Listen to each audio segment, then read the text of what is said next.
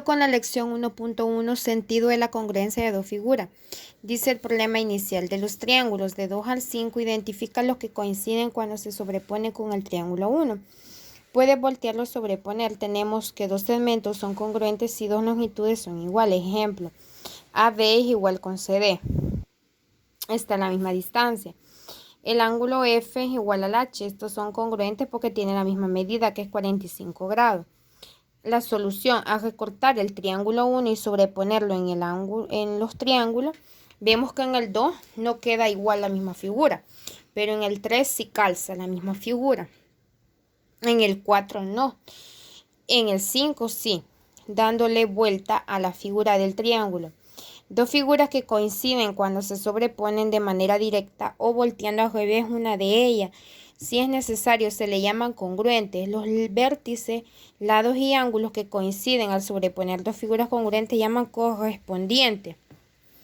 Dije, los triángulos congruentes identifican los vértices, lados y ángulos correspondientes. Vértice correspondiente: B con E, A con D, C con F.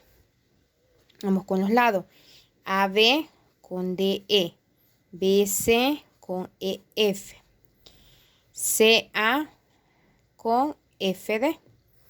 Ángulos correspondientes: A con D, B con E y E con C. Son iguales. Y F, B, C, E, F. Lo mismo van a hacer ustedes para el problema del lapicito. Los siguientes triángulos son congruentes. Compáralos e identifica los vértices, lados y ángulos correspondientes. ¿Cuáles verían los vértices? C, A, CG, AE, BF. Ángulo: C con ¿quién? Con G. Ángulo A con el ángulo E,